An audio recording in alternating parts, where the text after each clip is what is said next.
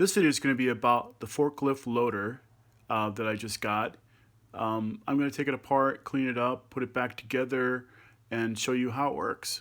So when you take the metal base off, which comes off with these two screws in the front, you'll see that the way this works is it actually has a little wheel that this rubber item rubs against. Now it looks like somebody applied some sort of gripping material on the wheel to get it to rotate better.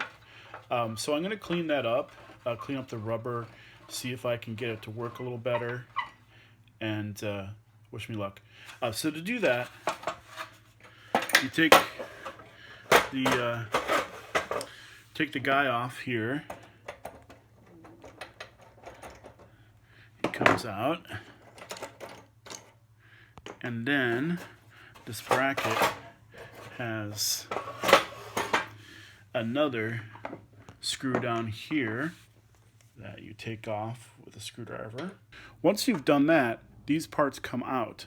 This base component here is permanently mounted by basically rolled over rivet. So this part here is permanently contained in the assembly. It's not removable because it's got this wedged off connection here. But I'm going to take this assembly out so that I can get some goof off to basically work that wheel. And so there's also a little snap ring down here that you can take out to get that out. I'm not going to take this assembly out completely. The little rubber end is kind of on there, so I'm not going to do that. It's a little greasy. I can clean up the grease. I'm going to try and clean up this disc for some goof off really carefully because I don't want to get any goof off on the plastic. Some plastics just doesn't like that. You can see it rotates fairly okay. And then the top, I'm going to clean that up with a toothbrush and some Dawn, get all the dirt off it. So you can see I just cleaned a little bit off, and you can see how much cleaner it is. What's nice about dishwashing liquid is it's very gentle. It doesn't really hurt things, so it's a good choice, and it's a good grease cutter. So there's this little rubber wheel, or rubber pinion, rubs on the aluminum wheel. I scruffed the aluminum wheel up a little bit, and it looks like it moves pretty good. I'm not sure what's going to happen once I get the little car on, but we'll see. Let's hope for the best. I very carefully cleaned the car. The little guy is really quite small. I don't even know if he's scale or bigger than scale or smaller than scale.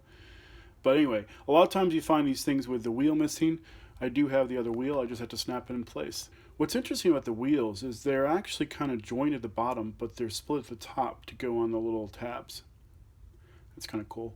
This is the plate that I removed from the bottom. The little lever slides along here. You can see that there's a little scuff mark here. I'll put just a tiny bit of grease on there. The grease I use for most things is this number 105 lubricator plate. And then I might put a little bit on there, I'm not sure. I'm going to put a little oil on the pivot, so that's it.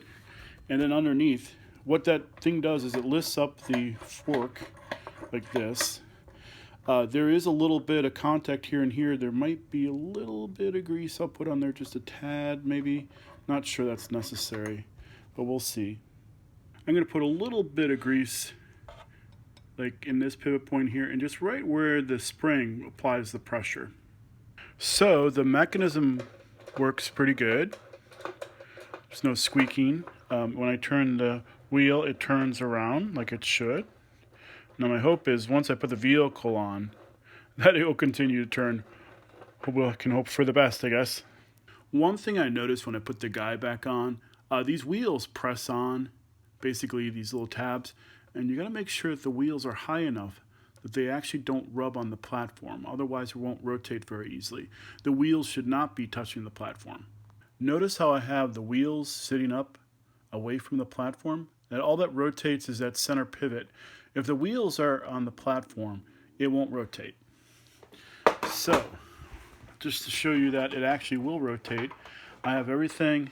The only thing that's basically rotating is that center pivot. And I did put a little oil on those slides that I recommended.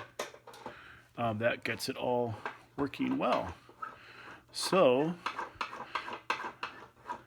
next, let's look at the car and try it out. All right, so let's check this out. It's the first time I ever using this. You lift up the thing. Oops. I guess that's not right. I suppose that's right. And then you put it on the train. Oh, I'm really bad at this. Okay, let me try some more. You will notice that there's actually these little holes in the bottom of the trailer to hook up to it. So let's see if we can do this better. Well, I kind of cheated. I put the trailer on there. I will practice some and see how well I can do here. All right, so I'm gonna put the. Doesn't lift up high enough. Okay, need to figure this out. I think I'm going to have to make a little bit adjustment on the bar down below because there's a lot of play in here. That should be lifting up higher, and I think this can go up higher. See how high that goes up? I think I'm going to have to make some adjustments. So I've made all my adjustments. I've actually lined up the car to be lined up. And then we're going to go over. I basically had to bend the metal lever bracket underneath in order for this to have enough clearance to get on the train. Unfortunately, this is not very easy to do, but nevertheless, I've done that. Let's go get the other one.